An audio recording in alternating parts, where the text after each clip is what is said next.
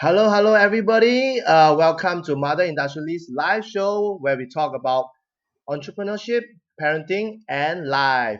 I'm Kenneth, the host, and today is episode 7. And today I have this really awesome lady.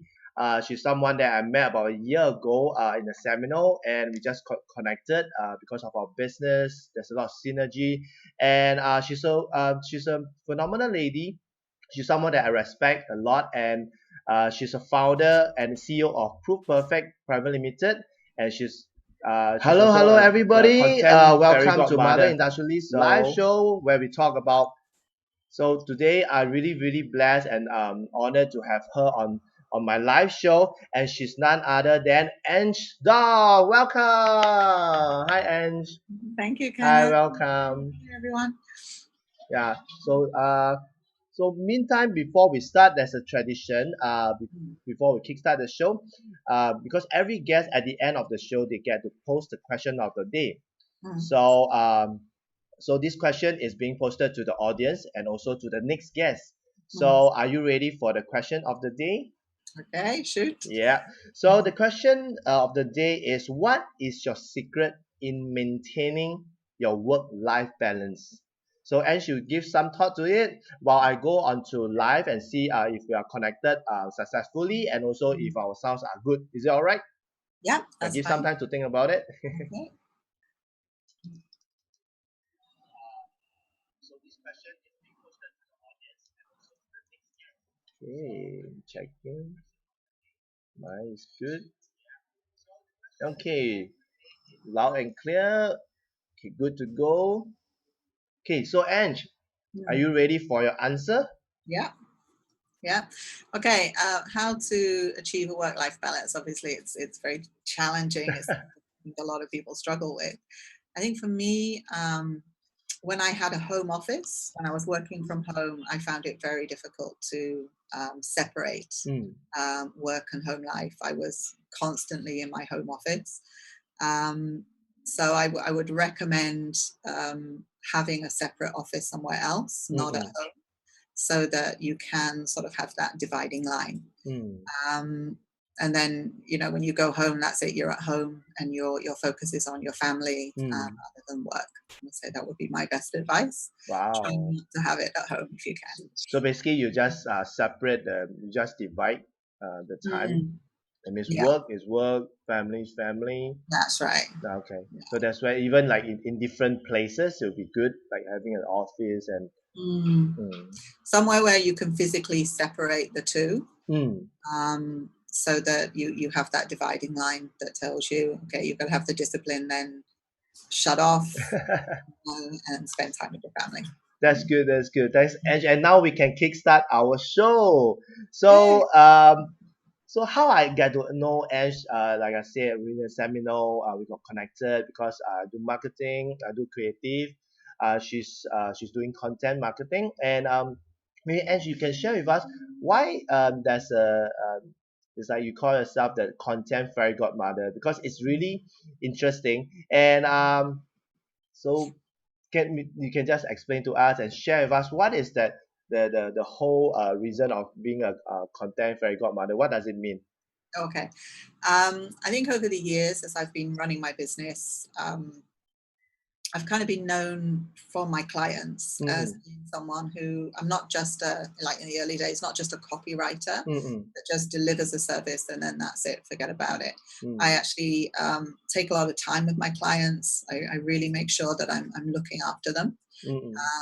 So is that whole idea of nurturing, helping, and then casting that magic spell, I guess, as well over the work. Mm. And then as I lost my hair color,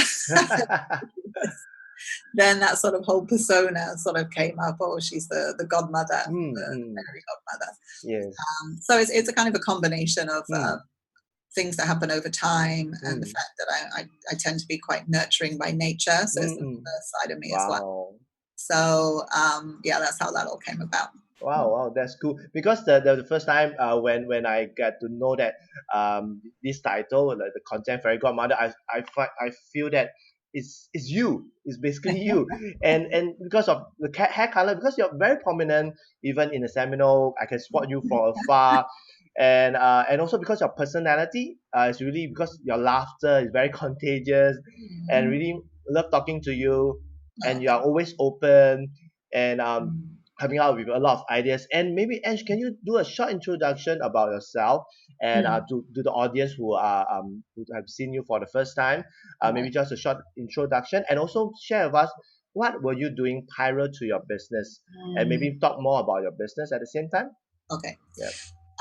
So as I say, my name's Ange Dove. I'm from the UK, but I've been in Singapore for 25 years. Wow. My home now. I'm married locally, and I have 2 children who, when I started my business, and the reason really I started my business, so that I could work from home to look after them when they were very young. They are now 19 and almost 18 years old. So time has gone by, I have to say. So I set up the business. I run Proof Perfect, which is a content marketing agency. We've been going for 15 years, and we service corporate clients, helping them to elevate their branding and their communications and sales online and in print. So we do both. The business has transitioned over the years. We've had to keep up with the times, moving on to different platforms, different ways of marketing, different ways of getting to people and how they consume information. So yeah, that's really what I do on a daily basis. What was your second question? What were you doing prior to all this, before starting the business? Right. Yeah. So as I said, I come from the UK, and when my first job was working in a bank. So I was working in the corporate field for 8 years, and then I decided to take a break and go and see the Far East and have an adventure. So I came over to Singapore on an 18-month contract to teach English. And really the plan was just to stay here for 18 months and then go back to England. But I just loved it here. Just loved everything about Singapore. And then I just renewed contracts, things kept going. So I was teaching for basically 12 years here, various schools, and I had my children. And then it became quite a challenge for me to, in a particular place where I was teaching, to teach. I sort of had 2 teaching jobs at the same time. So to teach and to do the administration for this school, I was doing the syllabus design for it as well. And I had 2 very young children at the time, newborn, just like a few months old, and my toddler. So it was very stressful for me to handle this. And I was just working far too hard. So I needed to find a solution. And really at this stage, writing had become a passion for me. It was always something that I loved to do when I was younger, when I was at school. And I remember my English teacher saying to me, Angela would be very happy just to while away her days writing, right? So I think it was always there. I just never really used it. I never had a chance to use it, I guess, or I didn't consider it. But actually starting a business was something that I would never, ever, ever have imagined doing when I was in the UK. It just wasn't something that I saw as possible. I didn't know anybody that ran a business. That just wasn't part of my circle. It wasn't my lifestyle. That was something other people did. So yeah, I really didn't really consider it. But living in Singapore, I actually found that a lot of my friends, a lot of the people that I was surrounding myself with were business owners. So it was something that it was, okay, well, if they can do it, then I can do it too. Although I don't think it was ever really a conscious decision. I just wanted to work from home. So I set up the business. I registered a sole proprietorship first, working from home. And I got some clients. I was doing copywriting for clients. And then it just got too busy. I was surprised at the demand for the work. And I, without really any effort or without any marketing, really, which I don't know how I got the clients, but I did. And so I got too busy and ended up having to rent an office and hire staff to help me.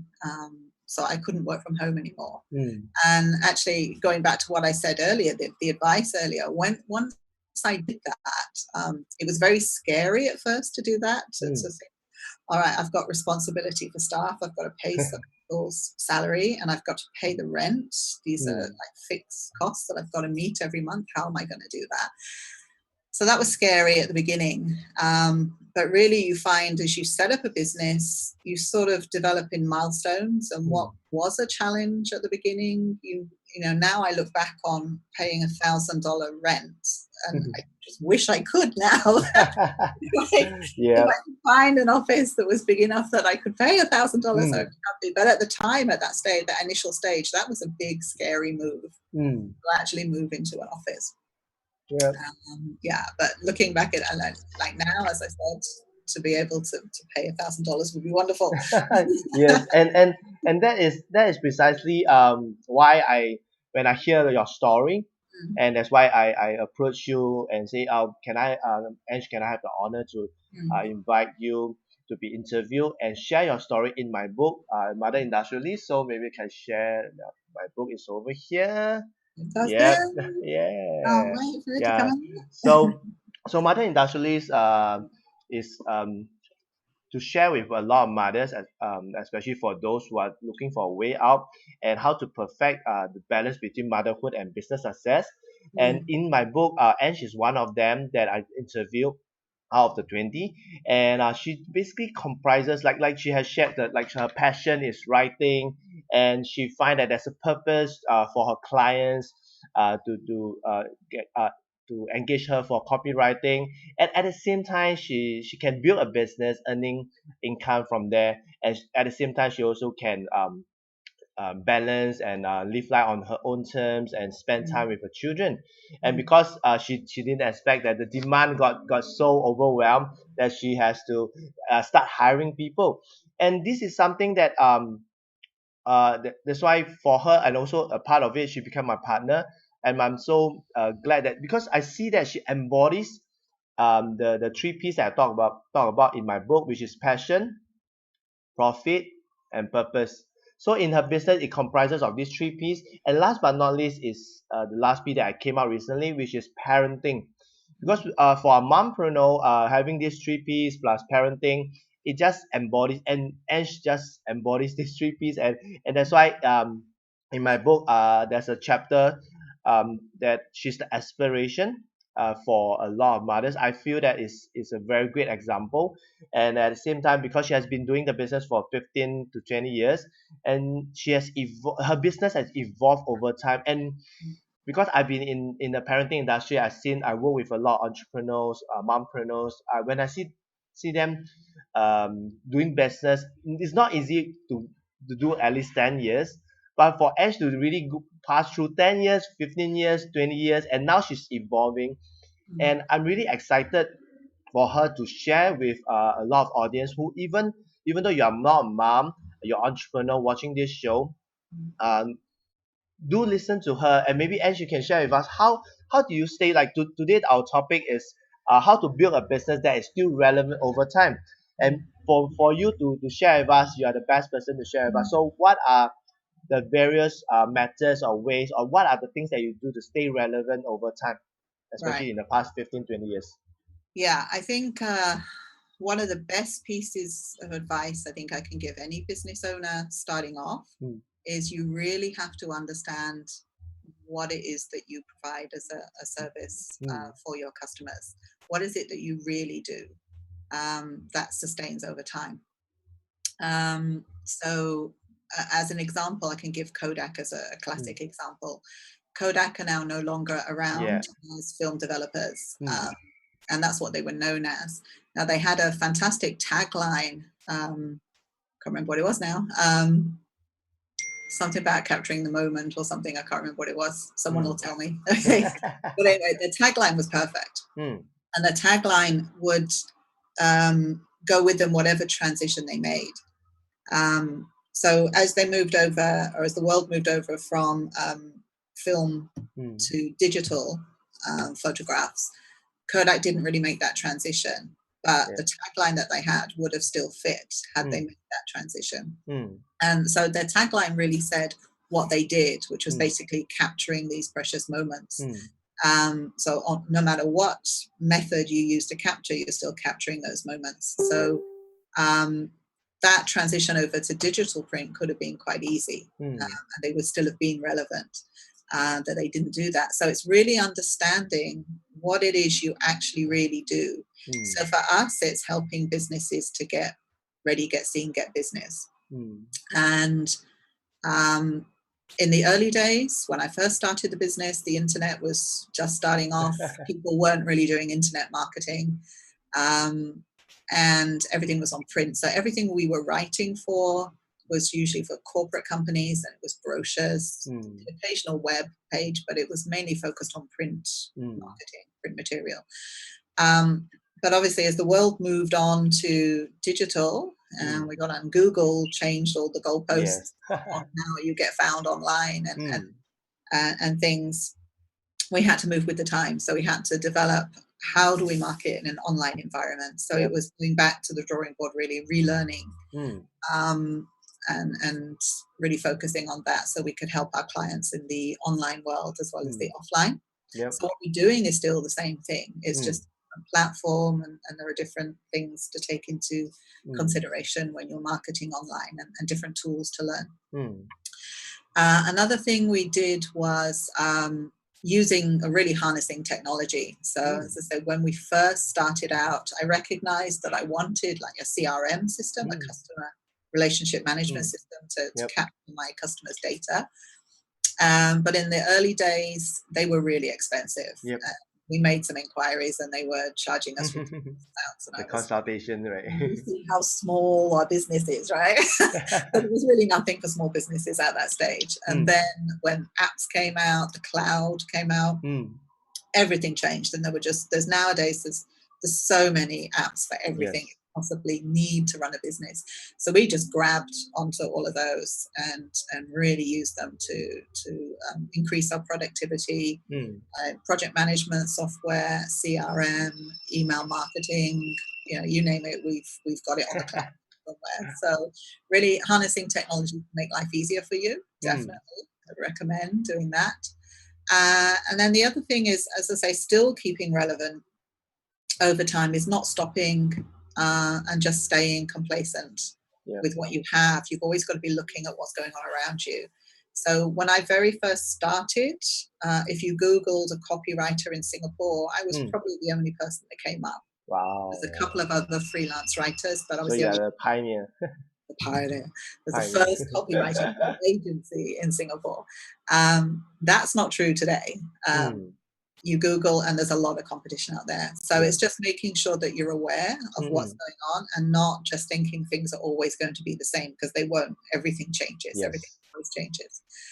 And then another thing is looking at different revenues of income as well. Just try not to just keep one. Look at other ways that you can monetize your business. So what we're looking at now is going into harnessing the Content Fairy Godmother persona. And I have another brand called Market Smart. So we're looking now to educate small businesses on how to market themselves. So we're doing this kind of like DIY courses online and consultancy services for that as well. So that's kind of the next stage of the business evolution. So you've got to keep evolving. I would say that's. Cool. So just now you were saying that the Market Smart, right? Is it available for everyone if they can log into your website, or? It will be. We're still working out some courses at the moment. But it will be coming soon. Because it's a very, very brilliant way, and also to help out a lot of maybe companies out there, for individuals. It would be good to have this Market Smart available to them. And maybe when it's out, you can just share it with me, and I will just update the audience, who, especially for those who are entrepreneur, because it will be very, very useful. And like Ange was sharing on Kodak, and I can totally resonate with that, because my family business, we used to do film. We Yeah. it's like photo. We call it Photoshop photo studio, where we Right. develop all the film, the negative. We call it negative, Mm. and we have to process that, and that's where we will have the analog version, which Yeah. is all the photos being printed out, Yeah. and my family business just go through that transition period of Mm. moving from analog to digital, Mm. and it Mm. was hard. It was really hard because the machineries that we have Mm. to process the negative, to even to print out the photos, was Mm. very expensive. It was on lease, and to transit that into digital, because imagine in the beginning, if you still can remember, the digital photography are still not advanced, Mm. and they are not the pixels are not really very clear yet. So Mm. if you can pull back all those photos back then, you were like, oh, it looks so terrible. But it's because it's digital. You Yeah. can store a lot. You can take a lot of photos, and Mm. but because the machinery is meant for analog, Mm. and if you want to print digital, you have to buy the digital machinery, which because most of the machinery that we're having is still on leasing, so we can't like sell it, or we can't just stop it. And because it costs a lot, and to buy the new machinery is going to be even more expensive. So Mm. in the end, what we did is we hybrid the machine, so it kind of like you can do analog at the same time and digital, Mm. and it breaks down a lot of time because of the hybrid, because of the system, and just go haywire, and the system always break down, and that affected our business a lot. And Right. because as digital, it was moving so fast that within like in the span of like 3 years, 3 to 5 years, the whole Mm. business was like shrinking. Mm. My uncle's shops are shrinking. From one big shop become, they cut it half because the rental also increasing. Mm. Yeah, and everything was increasing, and the demand, and because back then we were located at neighborhoods, and neighborhood, a lot of people are not because it's an aging population, and the neighborhood got older, and the people, elderly do not like to take photos. I do not know Mm. why, and hence that there wasn't any market. Oh. And at the same time, because there was a lot of digital photography studio coming out, they do Mm. full photography, full digital photography, and it kind of, I can say, it kind of killed it. So Mm. after a while, now our family business is like Kodak, yeah, vanished. God. So I totally feel it, and you talk about evolve with time, and that Mm. is one which is hard because of technology moving so fast, and Mm. because whatever we have existing, which is also hard to move, because the assets, the overheads, the staff, the the products and stuff like that, it's all there. Imagine we have a lot of film that is cannot be sold because moving to into digital, so a lot of inventory is being stuck there. So it's not easy, like especially for yours, moving from prints into digital, and because it evolved, and now I can say content marketing is the key to a lot of businesses, Mm. especially when you have online, you have now with social media, and now even for book, or even for blog, you need all the writing, copywriting, you need all the content marketing. And for marketers now, because a lot of consumers now are much more educated, Mm. so that's where the content marketing comes, the words that you use, and strategies and stuff like that. I really you are really inspiring, because from back then, you started your business in the 1990s, and Mm. through the dot-com period, went through two to three recession, and your company is still making it good, and being better, and evolving, and providing even more, now even coming with market smart, Mm. and going online, that's why you are really a very good example, like the aspiration for a lot of mompreneurs to move over time, because a lot of businesses can't maybe survive the initial 3 to 5 years. When they hit the recession, they basically just go bust. Mm. And that's why really blessed for you to share all these tips with us. And how is it working from home like for you? Because before the internet, yeah, because you started your business before that, and when the internet comes in, how is Mm. it beneficial for you in terms of your business when the internet comes? Okay, now when I started my business, the internet was there, so that Mm-mm, was what enabled me to do it. mm-mm, So yeah, I mean, I wouldn't be able to run the business today without the internet. I mean, Yeah. they're used to being able to just email something straight away. Mm. And even now, I mean, I think about I suppose the frustrating time in the early days was like we had dial-in internet. It was very Yeah. and That's to send a 1 MB file was almost yeah. impossible. Yes, like But now today 56K. we can zap 20 MB in an email, no problem, right? Yes, So, as you say, technology is always changing. It's making it easier, definitely for sure. correct. Um, so I just thank God for the internet. Basically, it's So, just so so people. you cannot imagine without the internet, yeah, your business will not grow, will Yeah, I not mean, be able I to can evolve. basically run my business from my laptop. Hmm. Right? It's that convenient, Yes. really, and I can work from anywhere, basically, in that sense as well. Yeah, yeah. If I'm in the UK or if I'm traveling, I can still get in touch. I'm Hmm. constantly online with my staff, Hmm. so with my team. So I can keep on top of things. It's Yes, not yes. like you have to be stuck in one place all the time. Correct. You have freedom to move if you build your business that way. Yes. Yeah. That's the great thing about it. Yeah. And why do I bring it up? Because like we currently now, for those who want to do the business, because of the internet, we have the luxury, not like our forefathers, our grandparents, or even our parents. They do not have all this facility or internet or technology Mm. for them to really build a business. So like for you, you can build a business from a laptop, from everywhere you are, with a And I Wi-Fi. as well sort of build a global business Yes. as with the cloud, with being able to connect to people around Hmm. the world. We are not limited to just hiring in Singapore. We can use talents Yes. from all over the place, really, and that helps in operating the business and keeping costs down as well, because Yes. you're using people when you need them and you don't Hmm. have those fixed overheads when you don't, and also you can hire from a vast array of talent. Yes. So we've worked very hard at looking for partners that Hmm. really suit us and really work well and that we trust. Hmm. And because that's important when you're delivering for your client, you don't want to let your client down. Yes. So you need to have vendors, partners that are delivering Hmm. for you, that will deliver on time, that will deliver quality. And Yep. quality is a big thing for what we do.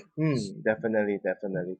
And that's why I want to share with a lot of audience and watching, especially the mothers, because a lot of mothers will have the myth that I do not have the time, I do not have the money, I do not have the resources, I do not have maybe the knowledge of this and that. In fact, like what you have shared, Mm. to outsource and also to tap on a lot of talent that is out there. You do not need to be the one doing up the web page. You do not be the one to write up the whole thing. Is Yeah, that just that being resourceful, especially with internet, yeah, you can just outsource, and basically you just operate from there. You can be just coordinating yeah. your business from A to B and just delivering the product. Yeah, I would say one of the pieces of advice I would give, just Hmm. based on experience, is decide what it is that you're good at doing Yep. and do that. And make a list of things that you don't want to do, what you shouldn't be doing because they're not really making money for your business, Yes. and outsource those or Yes. delegate them to somebody else, and you concentrate on what you're good at doing. In the early days, probably when you first set up, you Hmm. probably need to do a lot of it yourself. I know I did. I was wearing all the hats.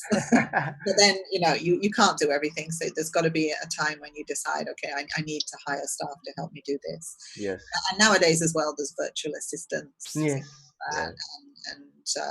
Yes. I know people personally who are Hmm. running global businesses, and they don't have a physical location that they Yes. work from. It's all completely on the cloud. Yes. Yes. It's just Yeah. a great way to do That, business. that that's amazing, because when you are very open, and when Mm, you start learning all these things, like you were saying cloud, because a lot of business people that I know, they are still not using cloud. They feel that mm, the security and stuff like that. But that's the way to go when you want to upscale your business. mm, And also outsourcing, like mm, in the previous episode, we talk about outsourcing. And a lot of companies cannot surpass, or maybe to grow to a global business, a global company, is mm, because they are they are not willing to let it go. They want to take ownership. And when, like you also shared just now on tapping on your strength and magnify your stress and focus on that rather than focus on things that you are not good at, and it's not productive and it's not income generating, and Exactly. it's not the activities that is bringing in the income. Like for you, writing is your passion, is something that is income generating, because the more you write for your clients, the better. So this is one that you are good at and you should really focus. And maybe that the administrative part, that okay, maybe the paperwork, the entries, or maybe the call, receiving the call, receiving emails, it can be always done by someone else that Yeah, is not your main core business. yeah, And you can always outsource, like you have a assistant that's what helping you to go through the emails and stuff, which is brilliant. And so that you can focus on the things, because yeah, a lot of us, we are not perfect. We are really good at some areas. We are not really good. yeah. And the areas, sorry.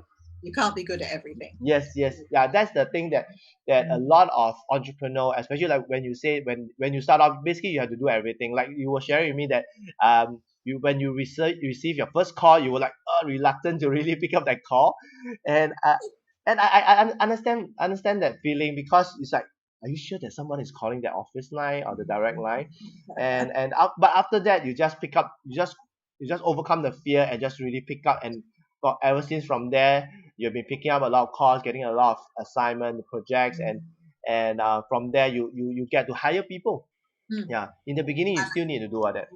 And I would say that was a big learning curve for me. As I said, Yep. I have no experience running a business. I was a teacher before that, right? Yeah, yeah. So I think the hiring of staff Mm, is so important. It's critical that you have the right people. And I really didn't understand that at the beginning, mm, I would say, and I made quite a lot of mistakes in that aspect. But now I have just such a fantastic team, mm, and I've really learned how to hire, and I've learned how to systemize the interviewing process, mm. what questions to ask for different positions as well, Yep. because you need different skills for different Mm, positions, and what to look for in terms of the way they answer questions, mm. and to identify the people that really will Wow. add value. Mm-mm. So we've got a cracking team that are absolutely fantastic, but it took a long time to Yes, get. yes, yes, And definitely. that was my Because learning curve. That was my. yes, yes. Mm, But I can see that you enjoy the process, and because now you mm, have a very, very awesome team, and mm, that's why your business is growing and your mm. business has been evolving over time and staying relevant. Yeah, I think it's as well. You when you have a good team, Hmm. they take a lot of the stress away, and Yes. you don't want team members that are adding to your stress, because running a business is stressful Yes. enough. You need the people who are going to contribute and help, Yep. and add value, Yep. not those that are going to suck the energy out of you. So Correct. Correct. making hiring decisions is Yes. Yes. Like they always say, teamwork makes dream works. yeah. Yeah. So now so and there's something that I'm always curious, and the question that I want to ask you, which is Mm, because you started as a teacher, which is a mm, profession that a lot of our parents have been telling us, "Oh, okay, be a teacher, be a doctor, be an accountant, be a lawyer," and mm, these are all profession, and it's deemed to us and our parents as stable job, mm, or a job that's evergreen. mm. So what is that desire, or how was the transition like from teaching and all the way starting your own business, and now after 20 years to 15, 20 years, what was it like? Okay, so as I say, when I moved from the teaching to running a business, I didn't see it in the beginning Mm, as running a business, because I just wanted to work from home and pay mm, the bills. That was yep. really. So I think in the early years, I wasn't really running a business. I was Mm, just self-employing myself, right? mm, Um, but then, as you know, when I got staff and really realized, okay, I've got a commitment to these people as yep. well, and to the expenses of the business, then you know you have to treat it more more seriously. Yes. So I got some mentors. Mm, I actually hired people to help me, to guide me through the mm, things I don't know. So I mm, say just be be aware of what you don't know and be willing to learn from people that do. So I did that, and then one of my mentors, I remember him asking me, so what did you do before you ran this business? And I said I was teaching, and he just broke out laughing. And he basically started saying, okay, you've got a long way to go then, because teaching and running a business are two completely different things, so different skill sets. But I would say, it's not impossible to learn. And if you have the passion for what you do, that's the thing for me. I just have such a passion for what I do that I would not let this business not succeed. Stubbornness, I don't know what, but this business was gonna work, and that was it. I couldn't imagine anything else. So just getting help, learning from people who do know. Like, for example, from one of my mentors, I learned how to systemize the business. So just getting the 80% of the stuff that is automatic, just getting that systemized, so that it takes the guesswork out of things. Like when I have new staff joining the company, they're onboarded with training videos that I've made. Where they're aware of the culture of the company, they're aware of the brand that we are, and they're aware of how important they are in delivering that brand experience to the customers. Every single person matters, and every person has a role. So communicated that through a series of videos, and giving the teams as well very clear instructions. Like, nobody likes to have to guess what they're supposed to do, right? So giving them clear instructions that they can refer to in written form. And what I've learned over time as well is that not everybody likes to read. I love to read, and I don't particularly like watching videos, but obviously other people do. So being able to communicate to your teams in both formats. So I have written instructions down that they can follow if they just want to open the folder and follow it. And I also have videos for different times as well, so they can just watch and listen if that's the way they want to consume the information. I would say marketing as well, that's the key as well. You need to be providing the content in a way that people are happy to consume. Wow. That's a great insight.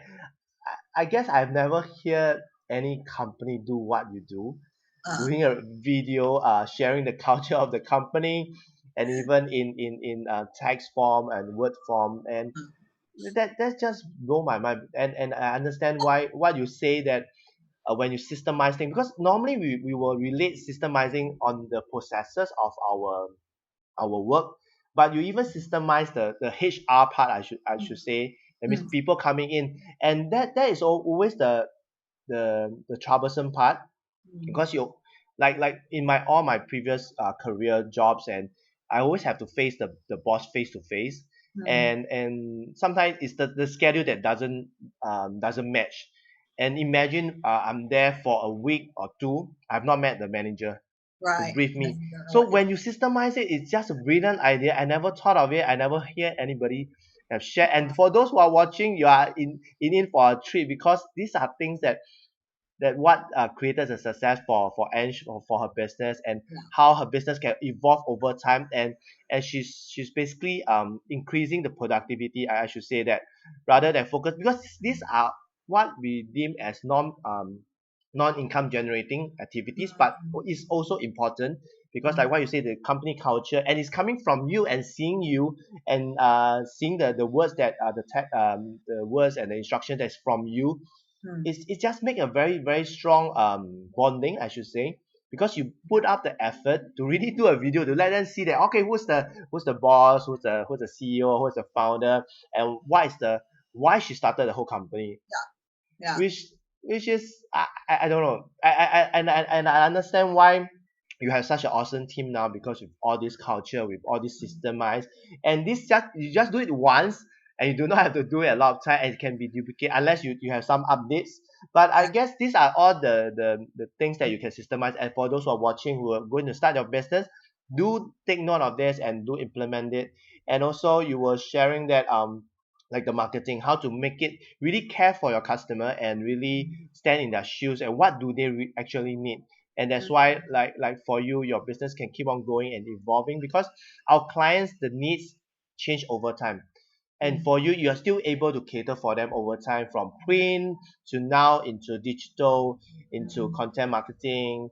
And I'm really blessed to hear all this from you, which I guess the audience here, they are really having a lot of value from you, especially for those who can start, or for those who are already have already started their business. They are able to learn a lot of things from you. So that's a very good tip that you have shared with us, Ange.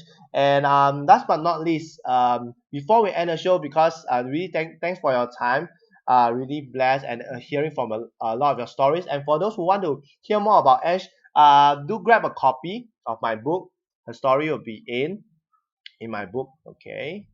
Yeah. So the book is targeting to launch it in end of October. So after October, you'll be able to have the physical book. But now you can pre-order the book. You can go. I'll post the link in the post. And at the same time, Ange, can you share with us how can we get connected with you?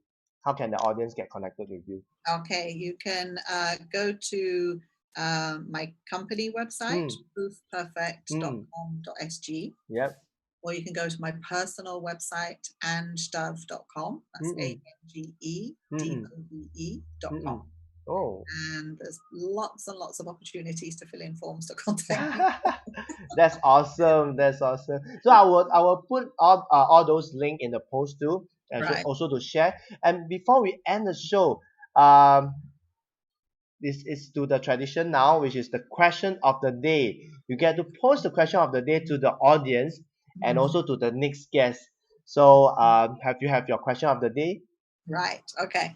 Well, I think this will help in, as I mentioned, I'm doing courses to help small business owners and startups to market their business. So I would say my question is, if you're to start a business and you've never done one before and you've got to market your business, what is the biggest challenge for you in doing that? The biggest challenge too? What's the biggest challenge in marketing marketing your business for you? Okay, so what is the biggest challenge in marketing that you face in business? In your business? Okay. Yeah. That you face. Wow. Okay. Wow, that's really something that I also have to think about it. Because although I'm a marketing consultant, I have to market my business too. And that's where I have to really think about it really seriously. And also this question will be posted out. I will post the question for those who didn't get it. I'll post the question in the post and also in the comment section.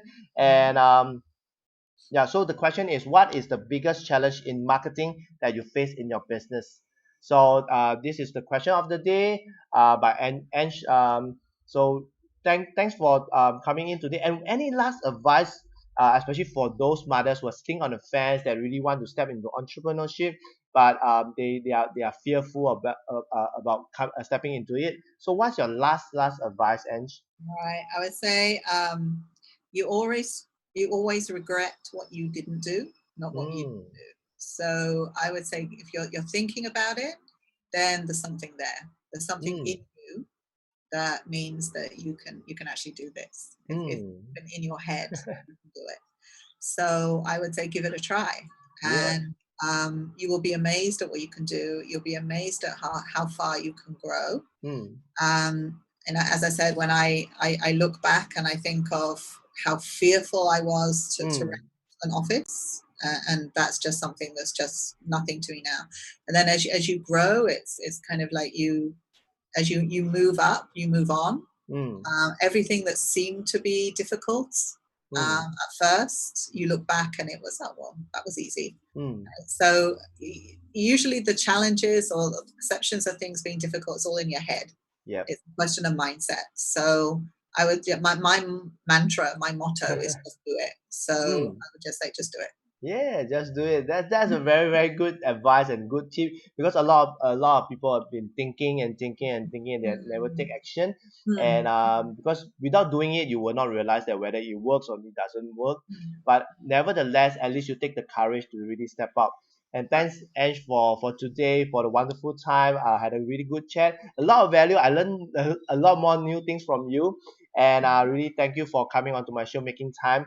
And I'm really looking forward to invite you again to my show and share more values, especially in marketing, in content marketing, especially for those who have stepped on board on as a mompreneur. So, nevertheless, welcome to Mother Industrialist. Kenneth here, signing off with Ange Dove. Thank you guys for watching, and for those watching replay, thank you very much. Thanks, Ange. Thanks, Kenneth. Thank you. See Yeah, you. bye. Bye.